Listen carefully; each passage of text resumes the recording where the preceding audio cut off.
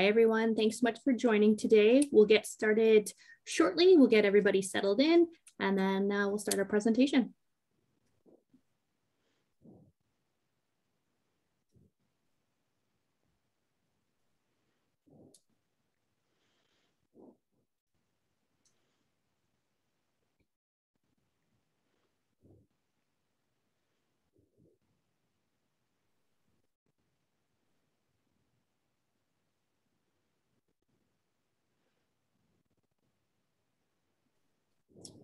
Wonderful. Thanks everyone for joining. It looks like we are at the top of the hour.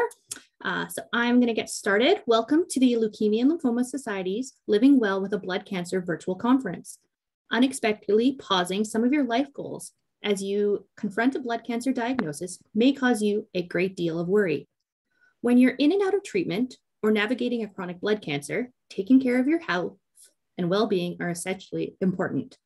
This week-long conference will offer you interactive presentations and expert-approved tools, tips, and recommendations to improve your quality of life so you can live with or after a blood cancer. Let me introduce myself. My name is Desiree Naylor, and I'm the Community Services Manager for the Prairies region here at the LLSC. I'll be the host of today's online event. This presentation will last approximately 60 minutes and will include a question and answer period at the end. Since there are many of you, we invite you to type your questions and comments into the question box of your Zoom webinar panel throughout the presentation. An LLC staff will monitor the questions. I will read some of the questions aloud at the end of the presentation during the question and answer period. The conference will also be recorded. Therefore, you can listen to it again on our website. Before we begin our main presentation, I'd like to share with you the mission and highlight some of the resources that you might find helpful for you or someone you know. Next slide, please.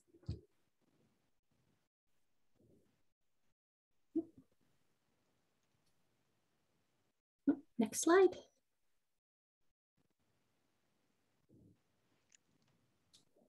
Thank you. At the LLSC, our mission is to cure blood cancers and improve the quality of life of those touched by blood cancer and their families. We offer guidance and support every step of the way. The community service managers across Canada can help. We are compassionate connectors that can help you cope with your blood cancer experience. Please do not hesitate to contact a community services manager in your area. We can be reached by email at info@bloodcancers.ca or by calling toll-free at 1-833-222-4884. Next slide, please. The LLSC has many free services to help you through the blood cancer experience. One such service is our peer support program.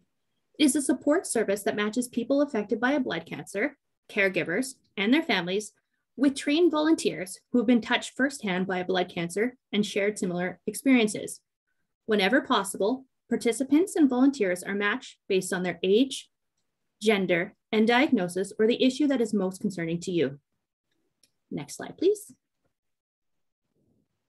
On our new website, bloodcancers.ca, you will find a variety of educational resources and support services. For example, there you can access free booklets and fact sheets containing information about specific blood cancers, treatment, and practical information. You can also find short animated educational videos, past webcast recordings, as well as access to our many podcasts. Next slide, please. It is now my pleasure to introduce our conference and speaker for today on blood cancer and sexuality, what you need to know. Going through a blood cancer may affect your relationship and sex life. Some treatment-related side effects can resolve over time, but others may be long-lasting. Dr. Katz will provide recommendations on how to navigate issues such as body image and communication so you can improve and thrive in your existing or future intimate relationships. Dr. Katz is a certified sexuality counselor and clinical nurse specialist at CancerCare Manitoba in Winnipeg, Canada. Dr. Katz is the immediate past editor of the Oncology Nursing Forum, the premier research journal of the Oncology Nursing Society. She was inducted into the American Academy of Nursing in 2014. She is the author of 15 books for healthcare providers and healthcare consumers on topics of illness and sexuality, as well as cancer survivorship. Her latest book, the second edition of Woman, Cancer, Sex, was published in late 2020, and her latest book about sexuality and illness is being published later in 2021. Over to you, Dr. Katz. Thank you so much. I always find those introductions a little humbling. So if you can't see, I am blushing. So I'm really happy to be here today to participate in this webinar, and I really do hope that I can answer your questions at the end of my presentation. So I just want to start off, as I often do, by just talking a little bit about what sexuality is. So this is the World Health Organization definition of sexuality. And, you know, there are a lot of words on this slide, but what I really want to emphasize is that sexuality is much more than sex or sexual intercourse. It is really a central aspect of being human throughout life. And it encompasses things like sex, gender identities and roles, how we see ourselves as sexual beings, what we find erotic and pleasurable, intimacy and reproduction. And you will rarely hear me talking about intimacy as a euphemism for sexuality, because intimacy is really about emotional connection. And what I find most often in helping the patients, the couples that I see in my clinical practice, is that they may have a sexual problem. They rarely have an intimacy problem, because cancer is a couple's disease, no matter what kind of cancer you have, because if you are a part of a couple, you will be both of you will be challenged. So why is it important to talk about sexuality? Well, as I often will tell other healthcare providers and oncology care providers in particular, is that 80% of people with cancer report sexual problems, but we don't ask about it a lot of the time. Certainly, our patients will have a number of concerns related to sexuality. I'm going to talk a little bit later about the very real concerns that individuals on treatment have about harming their partner in some way because of the metabolites or the breakdown products of chemotherapy. But certainly there are often worries about the relationship and many, many sexual side effects of the medications and treatments. So, you know, those individuals with blood cancers, this affects individuals across the lifespan, particularly young adults, and then moving into older age groups. And most people with blood cancers will have multimodality treatments. And, you know, you are living it. So I'm talking in a really theoretical way, but you understand this. Chemotherapy, radiation, and certainly bone marrow or stem cell transplants have a significant impact on sexuality in all its aspects. As well as changes to physiology or the production of sex hormones from the conditioning regimens for bone marrow and stem cell transplants. So let me talk a little bit now about the fears that individuals have about harming their partner in some way. We know from studies of urine and aerosolization, such an important word these days with COVID, right? COVID is airborne. So we know from studies of household contacts that when an individual who's on chemotherapy flushes the toilet, there is aerosolization of the breakdown products of that chemotherapy. So from that, we extrapolate that there is likely to be breakdown products of the chemotherapy in saliva and semen or vaginal fluids. The research in this area in terms of sexual fluids is really very, very in its early stages. And what we do is we err on the side of caution. So our recommendation is that if you are having chemotherapy, you need to use barrier protection for any kind of sexual activity.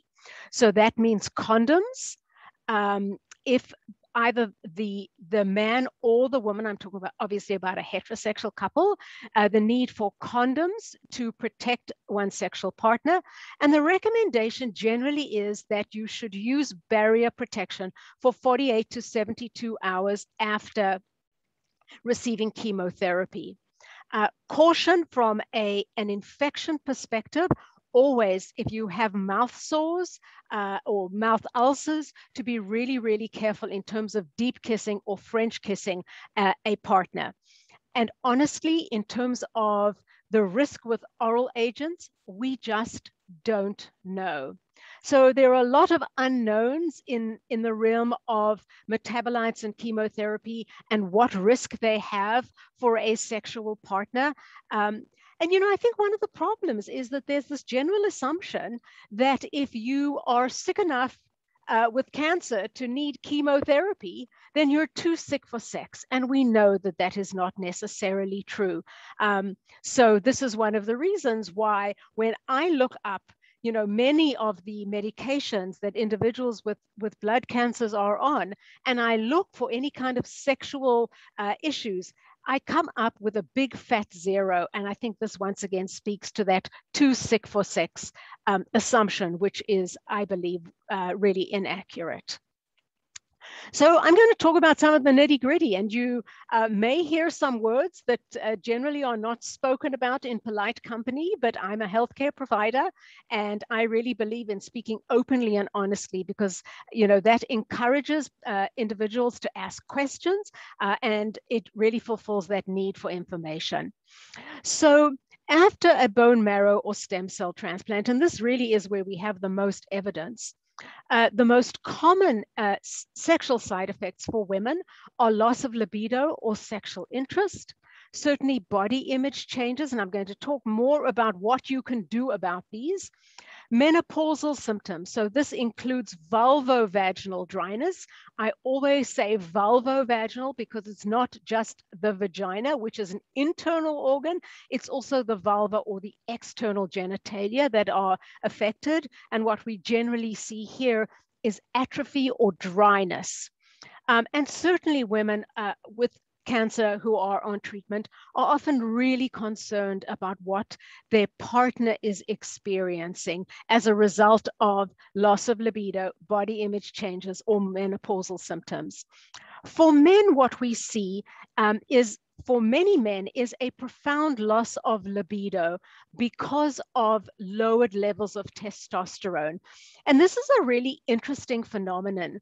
So I'll tell you a little story because I think stories illustrate things really well.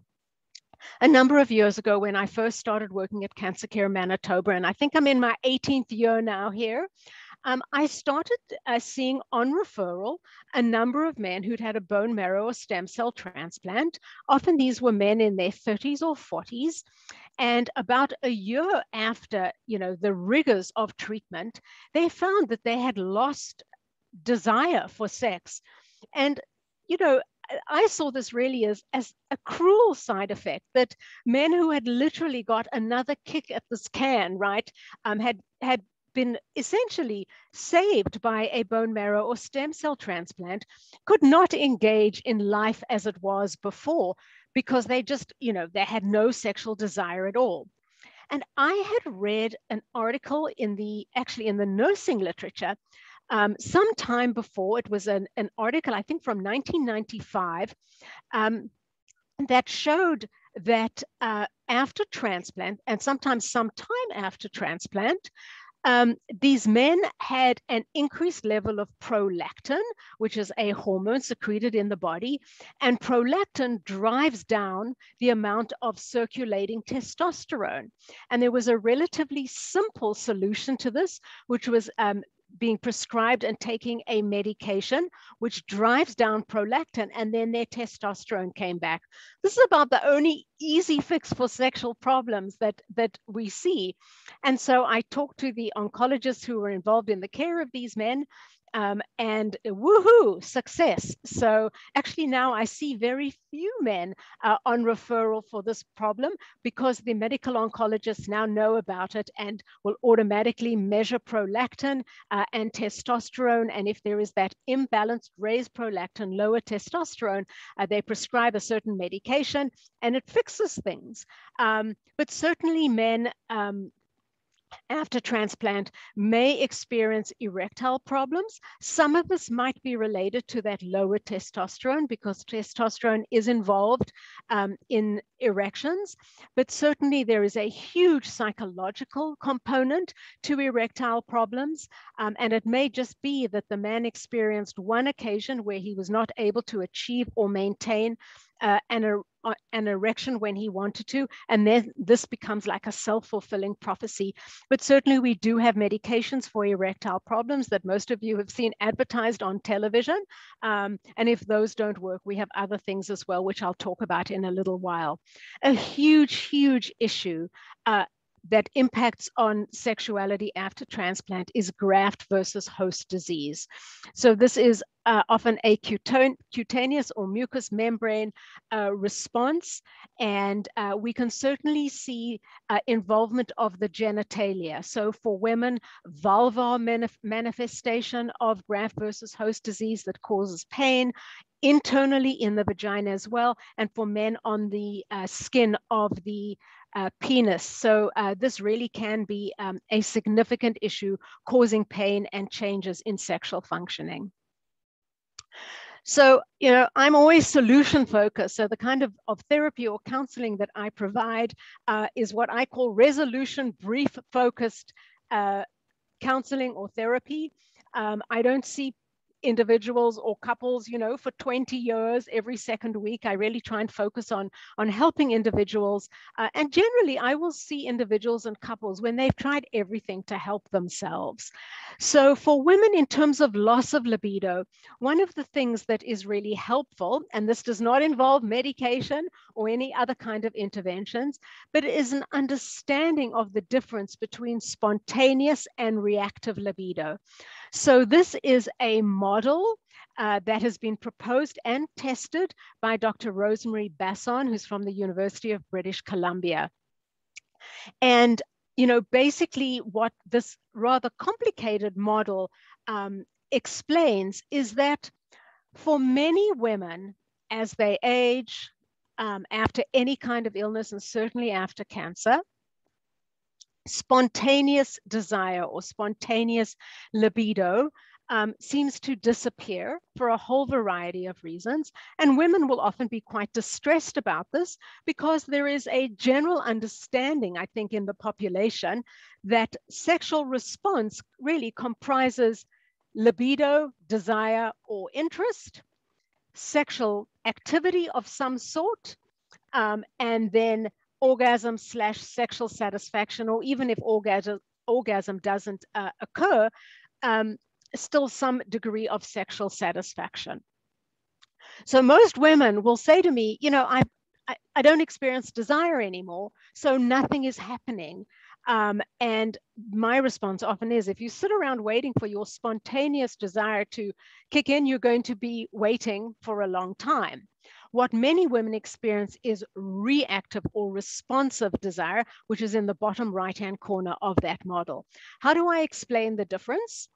So spontaneous desire is when you're at the beach or in the park safely in an outdoor setting, and you see a person, a man or a woman, walking by, and the first thought that pops into your head is, oh, I would like to get with that person. That is spontaneous desire. Hopefully it happens when you see your partner, again, perhaps after a little bit of distance, and you think, oh, I cannot wait to, you know, get into his or her pants. That is spontaneous desire.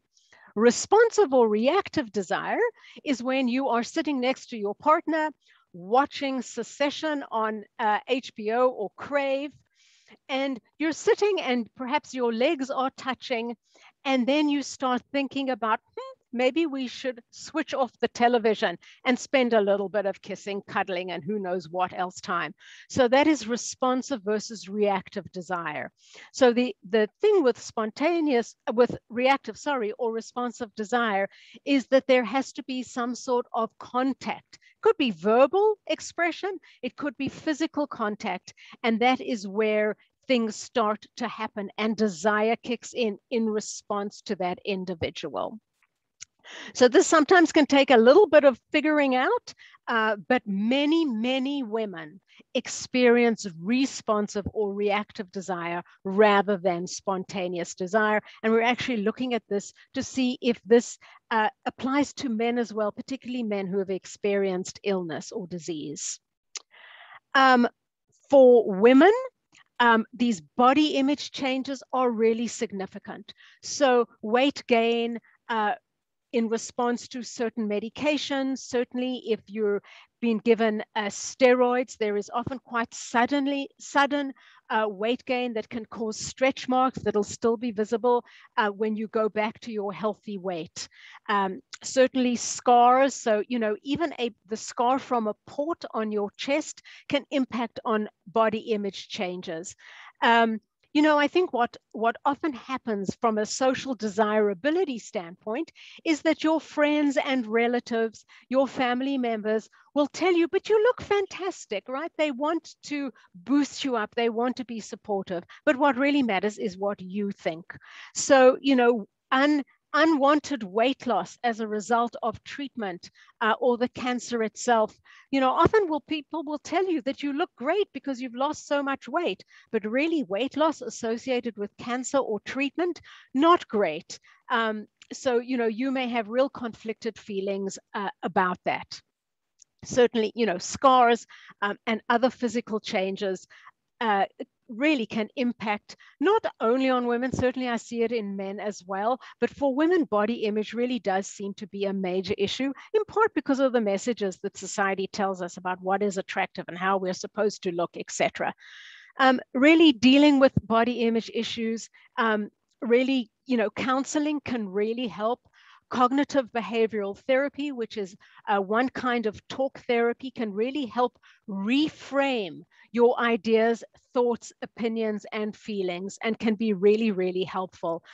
So important to ask if counseling is available through your cancer treatment center, and generally it's free, which is really, really helpful.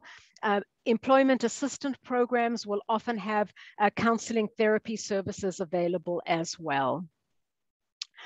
In terms of menopausal symptoms, moisturizers and lubricants can be really helpful with painful sexual touch or painful penetration, but they really are band-aid solutions. They don't get to the root cause of the vulvovaginal atrophy or dryness, which leads to pain with penetration or pain with sexual touch. And I always stress that because not everybody has penetrative intercourse. These are just two examples. The green bottle on the left is a water-based lubricant. The tube that looks like a toothpaste that stands on its cap is a silicone lubricant, which is actually much more slippery and can be much more helpful. Hormone therapy is so local hormone therapy, so local estriol or estradiol can really help with vaginal dryness, internal dryness, and most blood cancers are not hormone dependent, unlike, for example, breast cancer. So there really is no reason why you could not use hormone therapy, but of course you need to talk to your oncologist about this. And for women who have vaginal graft versus host disease, dilators are generally recommended to prevent the walls of the vagina sticking together, which can happen fairly frequently with that mucous membrane manifestation. For men, and for women as well, but involvement of the partner is so important because we make assumptions about what our partner is thinking or feeling. Certainly, when men feel really bad about themselves, it is often centered on that loss of masculinity that may come with loss of erections. And it can be really difficult for me and other professionals to really deal with this masculine self-image, which is also, really influenced by society. Couples really do need to go through a process of grieving the loss of sexual function and hopefully eventually coming to acceptance, perhaps about the loss of erections and replacement of other activities that can be just as satisfying for both. And of course, the role of communication is really important. So on the right-hand side of your screen, there is, here's shameless self-promotion, the Katz-Dizon model of male sexuality after cancer. So here, we talk about the fact that male sex drive or libido is strongly influenced by societal messages that, men are like the Energizer Bunny. You can keep going and going and going under extraordinary circumstances. And we know that that is not true. That changes in the body and treatment side effects will impact on sexual performance, and the importance of communication of this to the partner, which then leads to couple satisfaction. And you'll notice I didn't say sexual satisfaction, because couple satisfaction is often quite distinct from sexual satisfaction, particularly as people age, and there are those age-associated changes in sexual functioning. So for men, there are a plethora of tablets, pills for erectile problems, and we often start there. Really important for healthcare providers to tell men how to take these medications properly, because we often don't. We assume that because they're on television, you know how to take them, and men will often not take them correctly. If the tablets don't work, one of the things that I do a lot of is penile self-injections. And I know that any men in the audience have just reflexively crossed their legs. But this is really a viable alternative, despite what I call the ick factor, because I don't believe any man grows up thinking that one day he's going to put a needle in the side of his penis to have an erection, but it really works. And this is something that you can talk about with a sexual medicine expert or an urologist. And certainly testosterone for low libido or correction of high prolactin certainly can be helpful, but really needs to be prescribed in a really careful way, because there is an association with the development of prostate cancer, which is dependent on testosterone for growth. So, do not go online and order things, even if they're Canadian flags all over the website. Generally, those are just there to suck us in. You really do need to speak to a medical professional to think about these. There are other things, right? The context of life, right? Fatigue plays a huge role in sexual functioning. And if you're fatigued because it's a side effect of one of the medications that you're on, or because you're having radiation therapy, which can also cause fatigue, fatigue caused by depression, and certainly depression and or anxiety, which quite frankly is quite normative in the cancer experience, because the diagnosis of cancer really turns life upside down and removes any of the certainty that I think many of us think that we have in terms of how life will play out. And cancer is really an experience of uncertainty and not knowing what lies ahead. But certainly, there are many alternatives to penetrative intercourse. I used to say there are many ways to skin a cat, but I've stopped saying that because I'm afraid of those PETA people. And we should really stop using these, horrible, cruel animal metaphors. So there are multiple alternatives to penetrative intercourse. So I often will talk to couples about, remember how things were when you were in a relationship, perhaps when you were in your late teens or early 20s, and we're not having penetrative intercourse. There are many other things that you can do, and certainly, we can get into the nitty-gritty of that, but most people know about some, if not all of them. I want to spend a little bit of time talking about communication. Honestly, in my work as a sexuality counselor, I probably spend about 75% of my time helping couples talk to each other, because sexuality, changes in sexual functioning, is a really sensitive topic to talk about with your sexual partner, never mind with healthcare providers, which I will get into in a minute. So, firstly, we make assumptions about what our partner is thinking and feeling. Today, I was talking to a gentleman who, said to me, that he had problems before his diagnosis and treatment. Those problems have persisted. He thinks things are okay in his relationship. His partner has never voiced any concerns, but he's pretty sure that his partner is really missing penetrative intercourse. And I asked him if he had ever talked to his partner about this, and he said, well, no, but I'm pretty sure that's what they're thinking.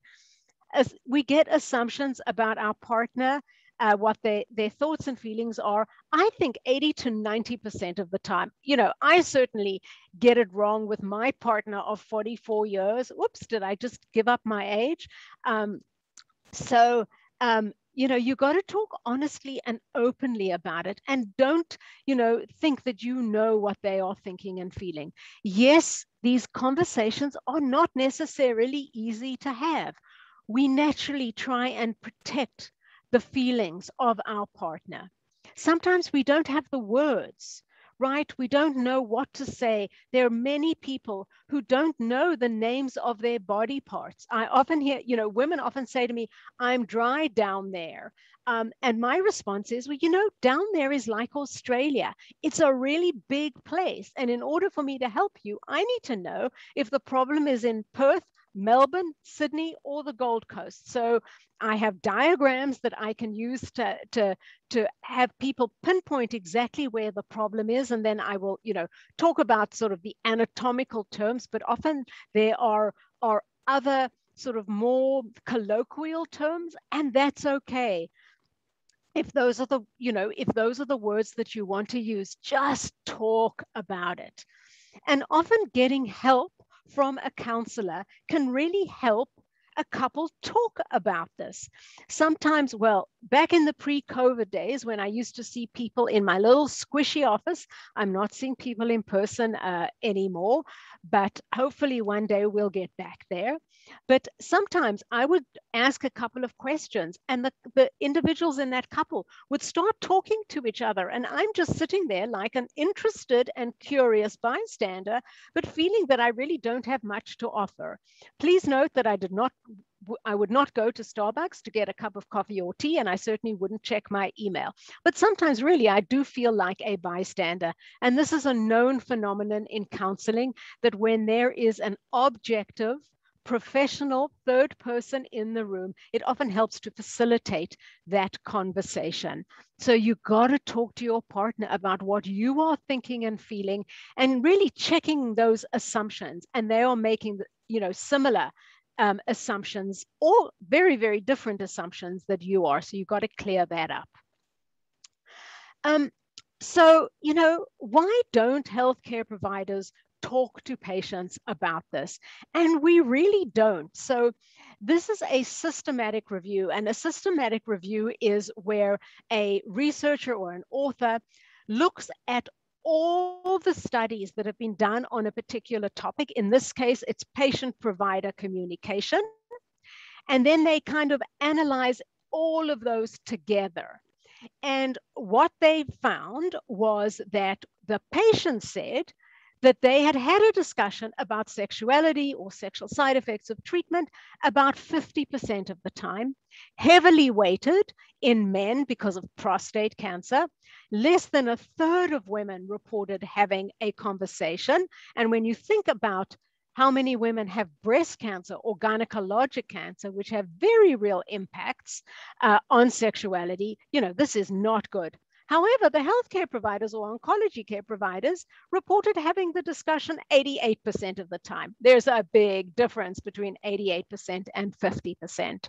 Now, it may be that patients are being asked about this at the wrong time, when they are much more focused on the priorities of just surviving, or they have forgotten because their brain was really thinking about other things. They didn't hear a lot of what was told to them.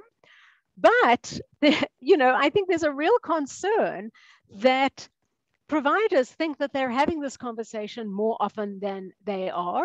We certainly see this in the realm of fertility preservation counseling, where individuals of childbearing age, and remember, men can be of child creating age well into their 70s and 80s, not so for women. But often healthcare providers tell me, well, we talked about fertility preservation, not the same as sexuality. Important, really important, because many of the treatments, particularly for blood cancers, will impact very negatively on fertility, but sexuality is a different conversation. So, part of what I do is talk to, educate, encourage, twist the arms of oncology care providers to have this conversation.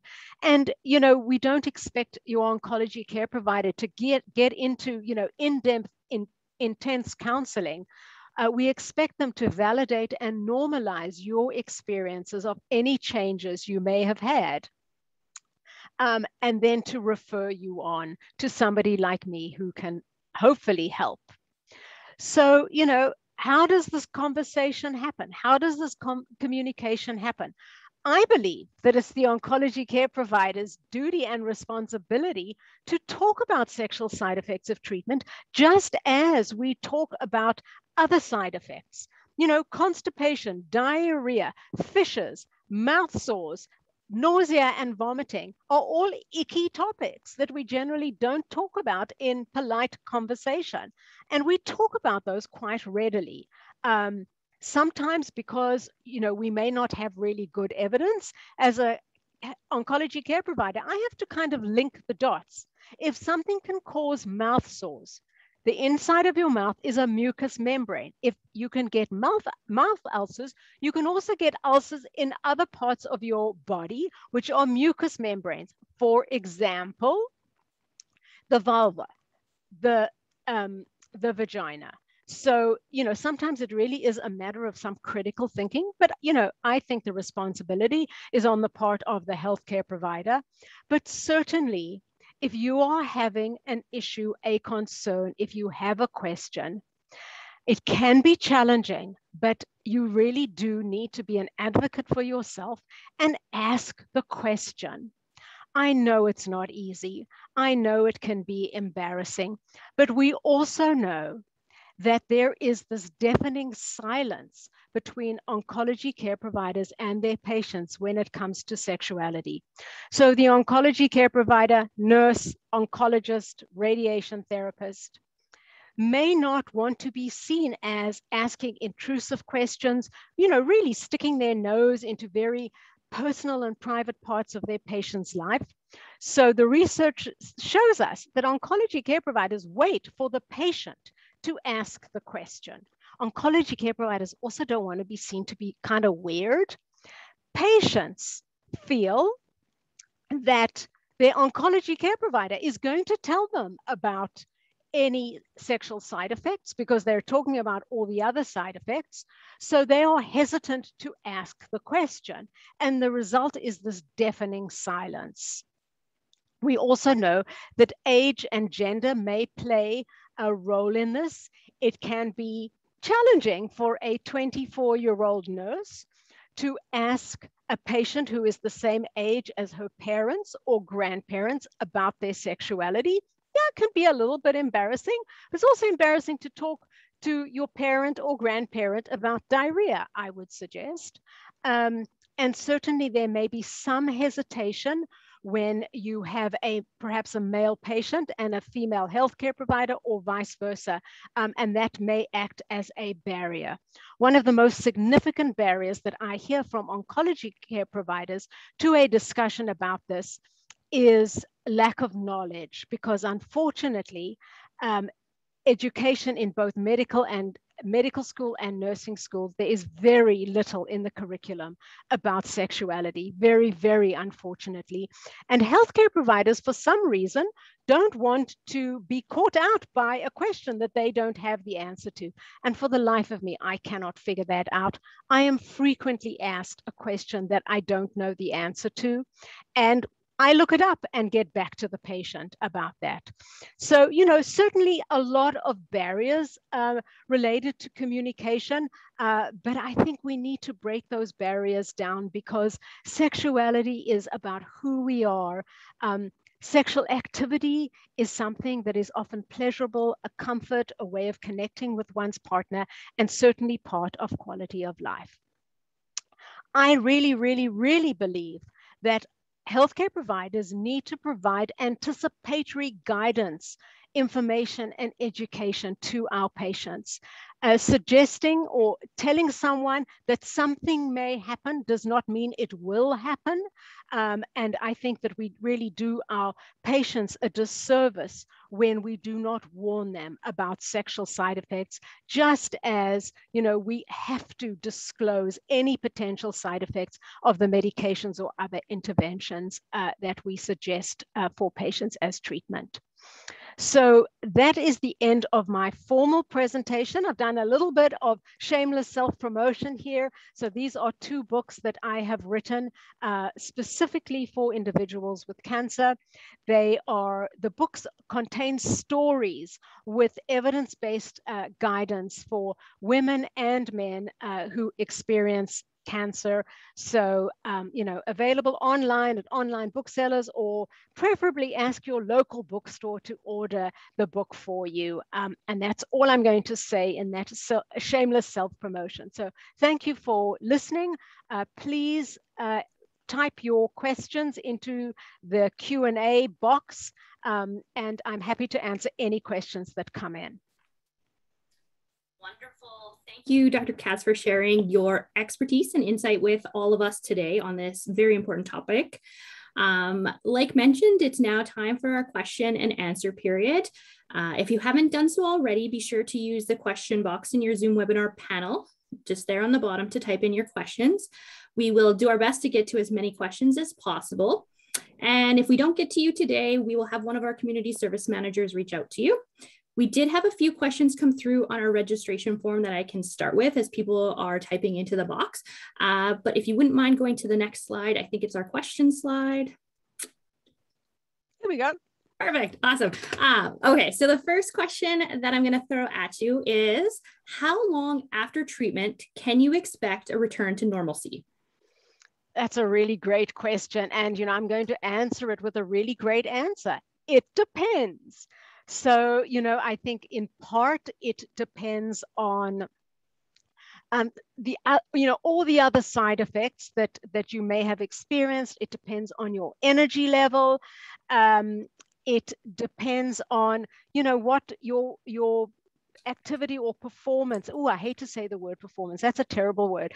It depends on what your functioning was like before the treatment.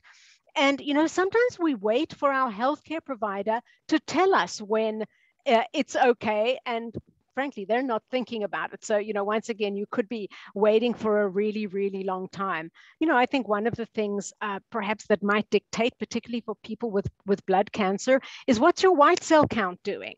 And certainly the recommendation always is that your platelets are in the normal range and your white cell counts are in the normal range. So, that's certainly something to think about. So, you got to put on your big girl and boy underwear and ask your healthcare provider. And they're generally happy to answer the question, right? They just don't necessarily think of giving you that information first. Great answer. The next one we have is, can you share some ways to restart intimacy? So I'm going to interpret the word intimacy as sexual activity because, as I said, that emotional connection is probably there. Restarting, I would suggest that getting back into sexual activity is not like riding a bike. And I'm not very good at riding a bike, so I can sort of in a way understand that. Take it slow, talk, right? Tell your partner what feels good. Tell your partner what you want. Tell your partner if you're afraid, but certainly take it slow. Human beings have the gift of language, but often we communicate like dolphins and whales with squeaks and grunts. And when there is an issue, when there is fear and anxiety, when you are scared that things, aren't going to feel the same, grunts and squeaks don't help. You've got to, you really do have to talk about it. In my world, with a the couples and individuals that I counsel or support, for me, the end goal is not penetrative intercourse, right? So I work with couples to get them to a place where they are communicating, and where each person is satisfied. And that may not be sexual activity. It might be a whole lot of kissing and cuddling and canoodling, and that's okay. So just to follow up from that, it looks like somebody asked, are you saying that people with low platelet and high white blood cell counts shouldn't be sexually active? That is often the recommendation of oncologists, right? Because of the risk of infection or the risk of bleeding. So, once again, talk to your oncologist. Say, is it safe to have sex? If you're really shy, is it safe to be intimate again? And that might, that will then elicit a response. The next question from the registration list is it advisable to have a vasectomy done after cancer treatment? I don't see any reason not to have a vasectomy, but once again, talk to your oncology care provider. A vasectomy generally is a minimally invasive or even non-invasive procedure. So, once again, it's not uncommon for men after vasectomy to actually get an infection. Because that area of the body can be a little bit steamy under most circumstances. So, once again, talk to your oncologist. And certainly, there are a group of women in the world who are members of the We Love Our Partner because he had a vasectomy support group. So, I think if you're finished making kids or childbearing, I think it's a discussion that a couple needs to have. But once again, seek your oncologist's advice on that. A very specific question, but does taking vaginal estriol and topical progesterone affect lymphoma cells, and is it safe? My understanding is yes, it's safe. Because lymphoma tends not to be a hormone-dependent cancer. But once again, I'm really cautious about giving sort of medical advice. Speak to your oncologist. So estriol is just one of the forms of estrogen that women have in their body. Some women will use progesterone cream. Once again, this is a medical decision. So, speak to your gynecologist or your oncologist, but I think it is generally safe. Thank you. And we had a conversation about this question earlier, you and I, what to do about vaginismus. I may have pronouncing that wrong, so I will let you handle that one. So no, you did quite right. I always joke with my patients that when we start throwing out Latin terms, it means we're uncomfortable.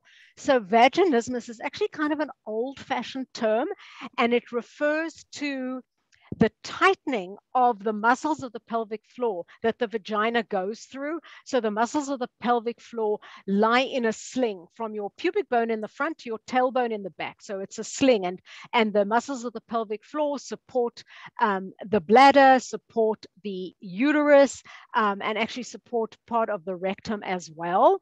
So vaginismus really refers to difficulty with or the impossibility of penetration.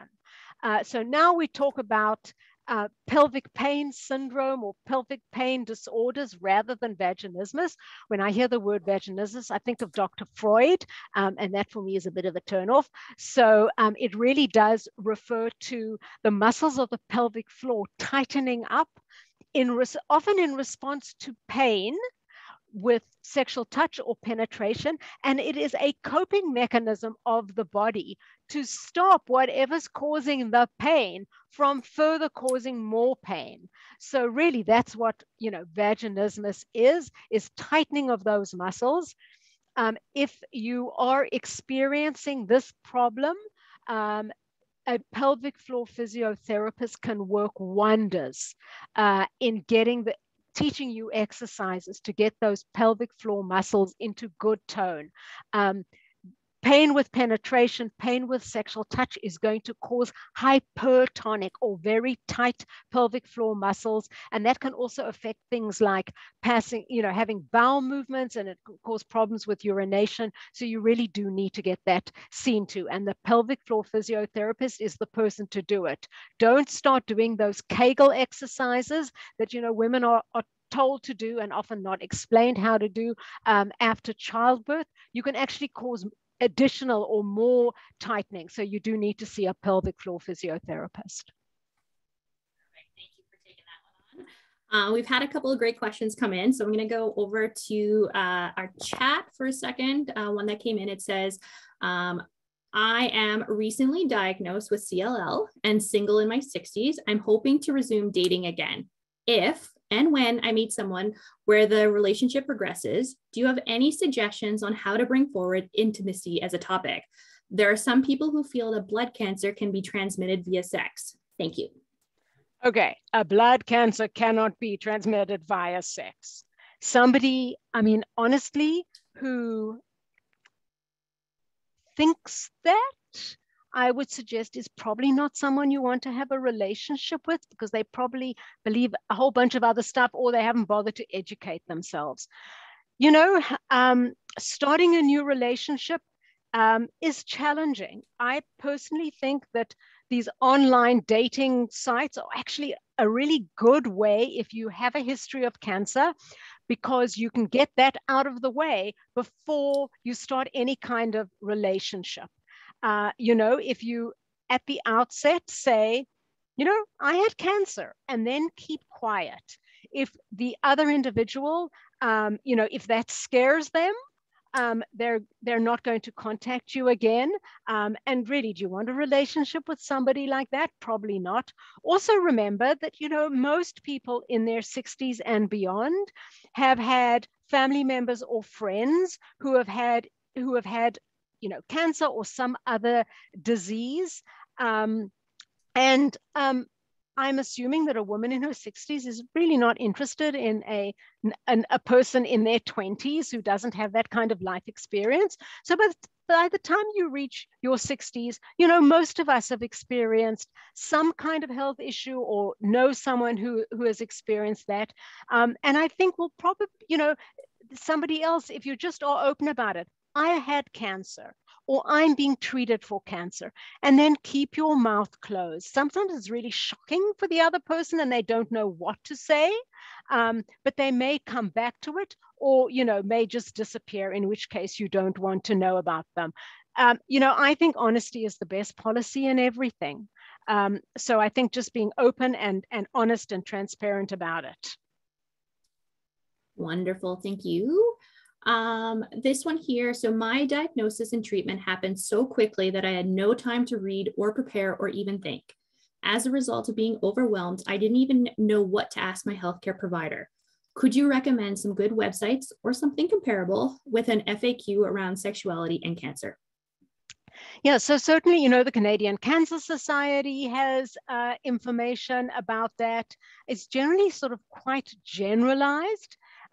Depending on your age, if you are under the age of 35 or sometimes 39, you're said to be a young adult, and there are a number of websites for young adults that'll have good information and tend to have a fair amount of information around sexuality.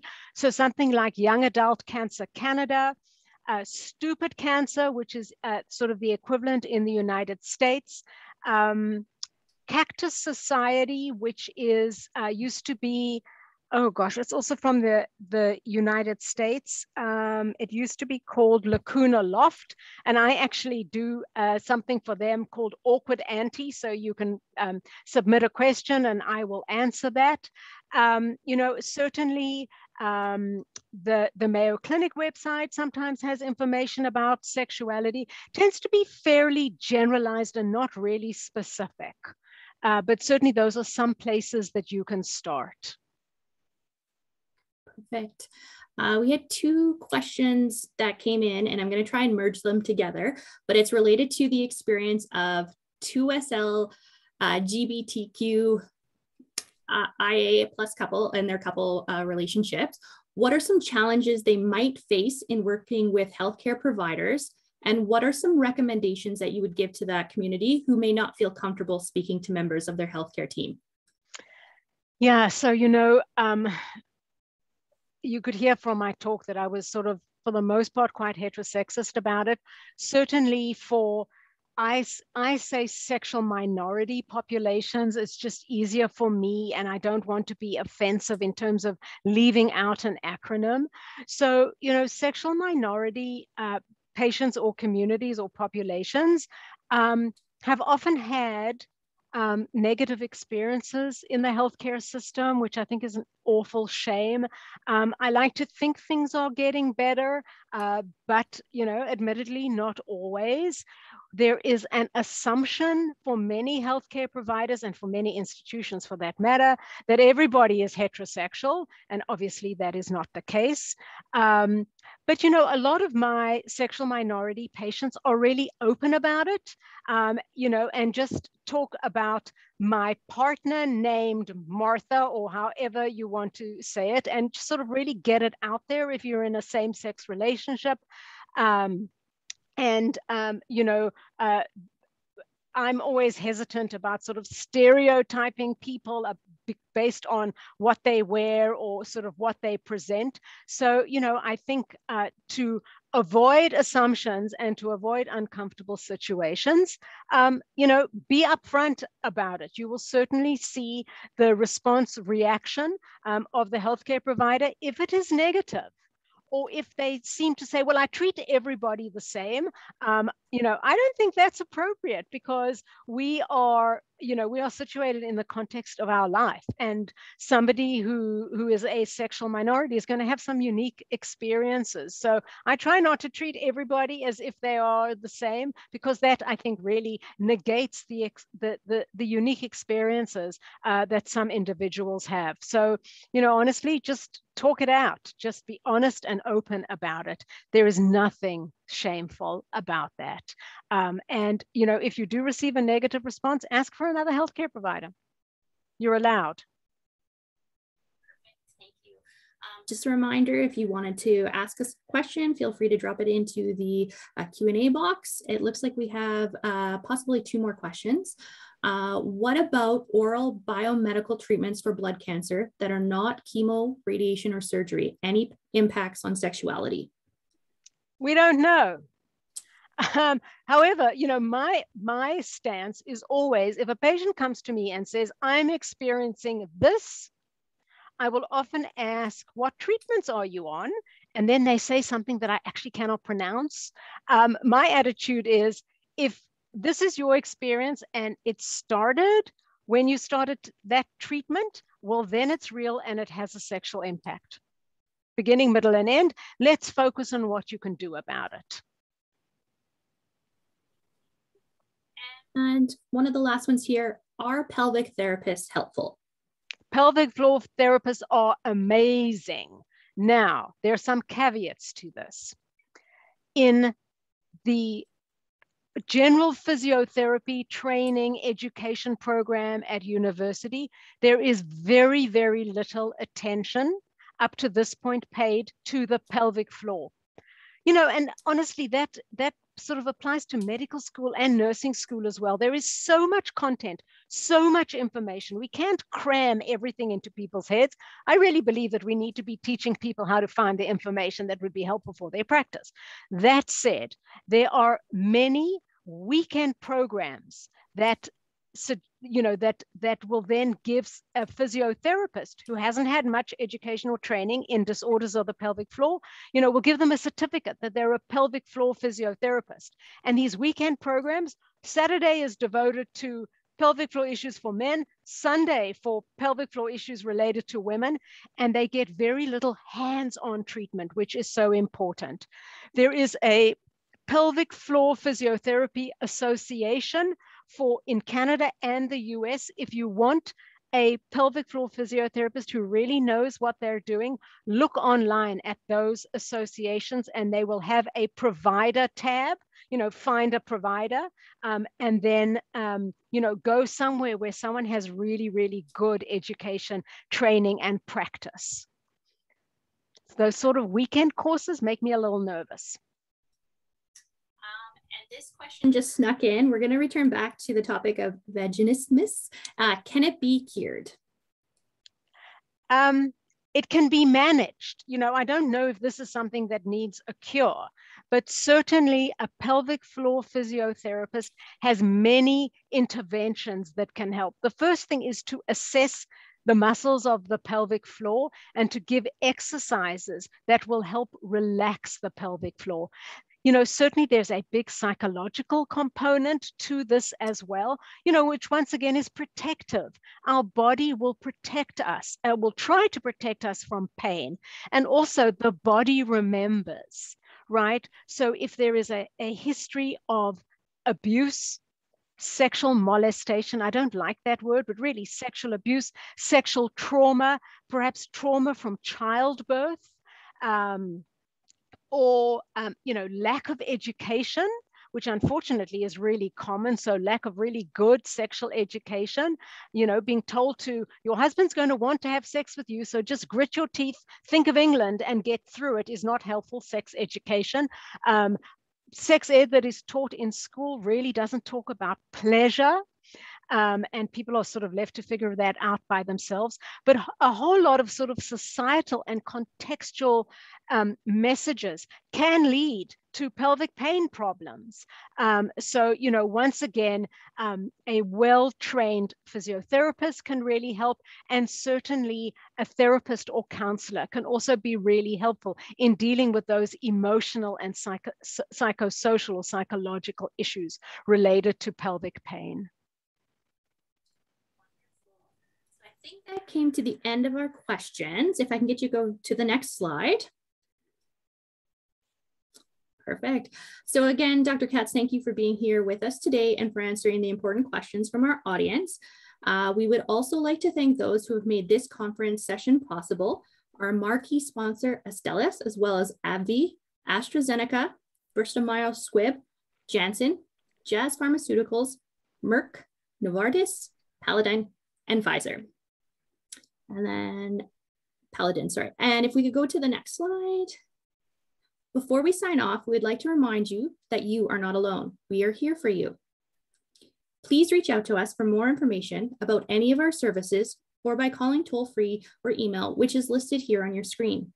Also, be sure to stay tuned for another Living Well with a Blood Cancer conference throughout this week. Our next conference, titled Nutrition, the Power for Strength and Wellness in Blood Cancer, is scheduled for November 24th at 3 p.m. Eastern Time. It's not too late to register for any of the upcoming conference sessions. You can visit bloodcancers-conference.ca to register. Have a wonderful day and stay safe. I'm going to stop.